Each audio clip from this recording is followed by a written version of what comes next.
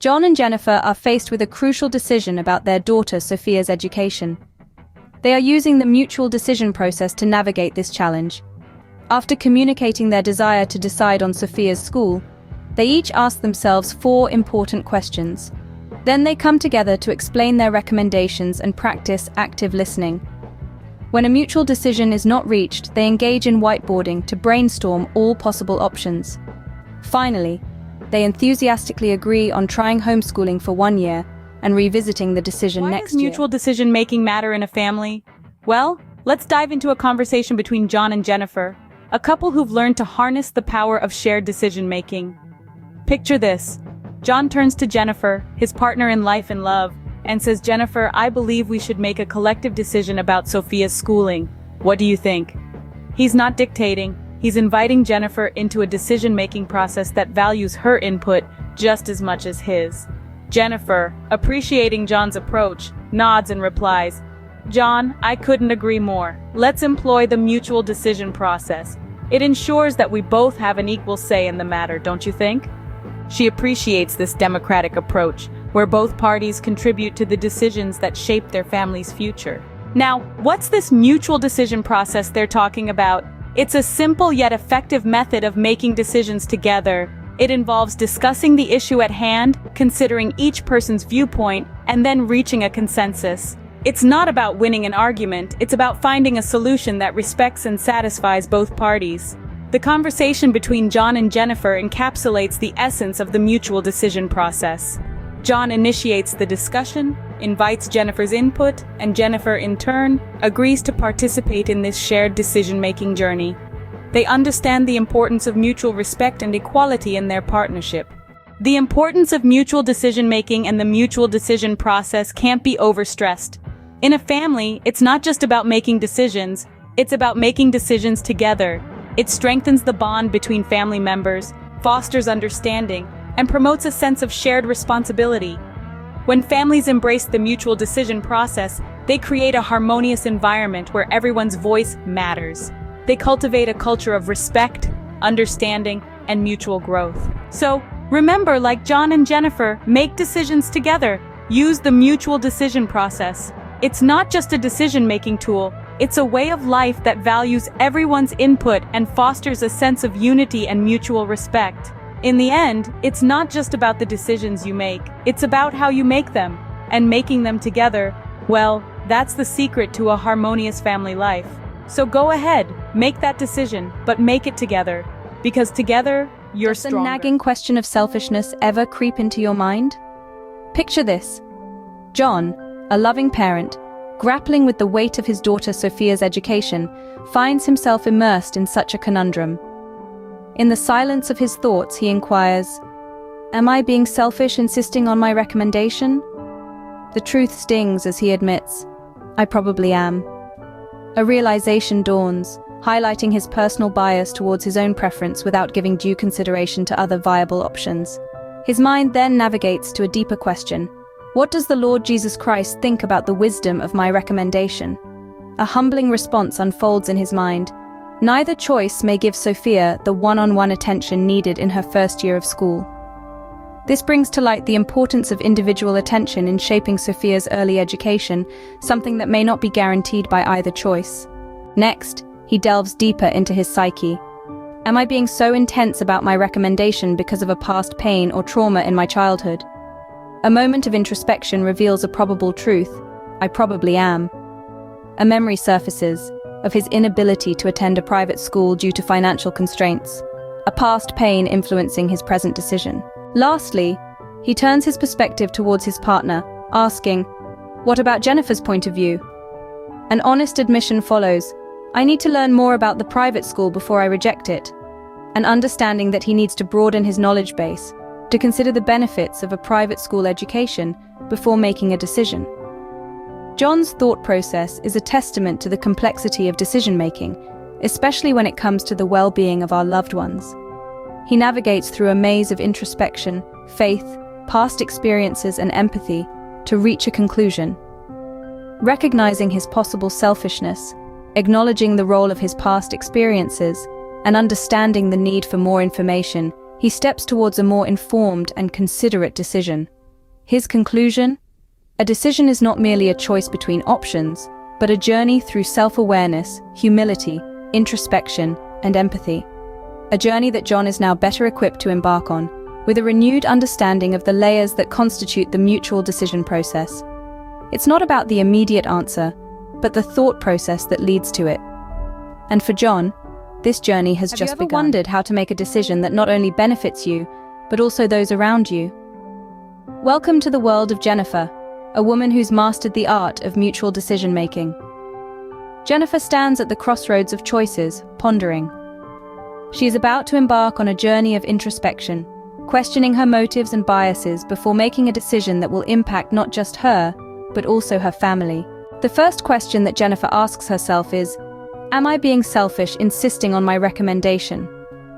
This question is crucial, as it forces Jennifer to confront her bias. She acknowledges that her preference for a particular school for her daughter Sophia is influenced by her desire to uphold her social image. The second question she asks herself, what does the Lord Jesus Christ think about the wisdom of my recommendation? This question helps Jennifer assess the spiritual implications of her choice. She realizes that neither school choice may provide Sophia with the personalized attention she needs during her first year. Jennifer then delves deeper into her psyche with the third question. Am I being so intense about my recommendation because of a past pain or trauma in my childhood? This introspective question uncovers a hidden truth. Jennifer recognizes that her insistence on the exclusive school is rooted in her own childhood insecurities of attending a public school. Finally, she considers another perspective with the question, what about John's point of view? This prompts her to reconsider her initial dismissal of the public school and encourages her to explore this option further. Through this process, Jennifer teaches us a valuable lesson in decision-making. Firstly, she shows us the importance of questioning our motivations, a step that helps us recognize and address our personal biases. Secondly, Jennifer's process underscores the importance of considering the impact of our decisions on others. Thirdly, she demonstrates the value of introspection, encouraging us to understand that our past experiences can influence our current decisions.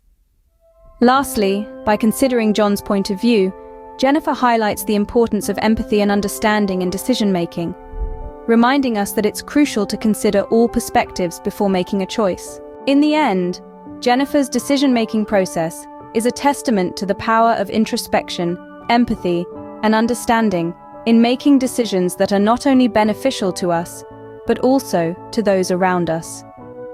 This is the essence of mutual decision-making. Jennifer and John come together to make a mutual decision. John was the first to speak when he said, I recommend Oakwood Public because it offers a diverse environment and teaches practical life skills. I believe it provides a balanced education.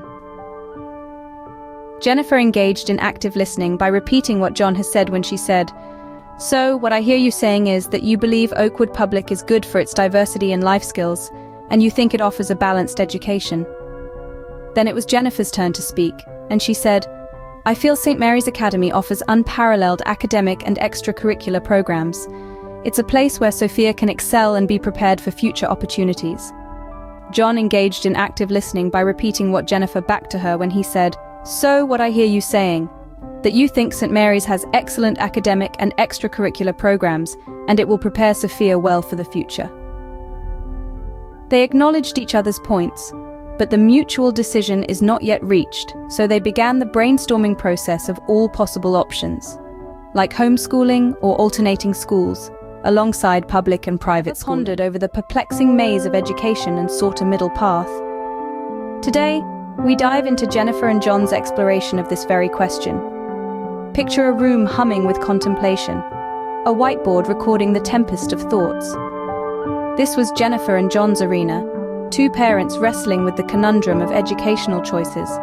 Homeschooling was a territory less trodden, an idea that hadn't crossed John's mind prior. Yet, as we often hear, necessity births invention, and perhaps adjustment. John, forever the level-headed thinker, proposed homeschooling as a plausible middle path, a kind of experiment. A chance to test the waters without completely cutting ties with the safety of traditional education. All the while, he listened attentively to Jennifer's concerns about this drastic change, acknowledging and addressing each one. Jennifer, the eternal hopeful, surprisingly found herself in agreement. The prospect of fusing the best of both conventional and homeschooling seemed attractive to her. She saw it as a golden opportunity, a year-long experiment that offered adaptability and a chance for reassessment at the she too listened carefully to John's ideas and suggestions, reciprocating his attention with her own. Together, they embarked on an intensive brainstorming session. They weighed the pros and cons of homeschooling against traditional schooling, actively listening and responding to each other's worries and suggestions. They downed points on the whiteboard, analyzing different educational paths, their benefits and pitfalls. Finally, their mutual decision hung in the air between them, a silent agreement to walk an uncharted path. They would undertake the homeschooling journey, guiding their daughter Sophia on this novel route for a year to learn, adapt, flourish, and above all, reassess. As tranquility swept over the room, a wave of collective satisfaction enveloped them. The result of their active listening and brainstorming was a harmonious decision, a testament to their unity. Jennifer was brimming with gratification. They had piloted this decision, not as individuals, but as a cohesive unit. Sophia was undoubtedly blessed with such mindful and involved parents. Their smiles were shared, a quiet of their unified, energetic decision-making. This was teamwork in its purest form, a symphony of ideas and compromise leading to a shared contentment. Thus, the tale of Jennifer and John offers us a profound lesson about active listening and brainstorming in the process of decision-making. It's always about picking one option over the other. Often, it's about listening keenly to all perspectives, brainstorming collectively, and finding a balanced middle approach. It's about realizing that every decision isn't a dead end, but rather a chance to listen, engage, adapt, and grow. So when you next encounter a fork in the road, think of Jennifer and John. Recall how their active listening and brainstorming led to adaptable decisions and personal growth. And that, dear listeners, is a lesson of paramount importance.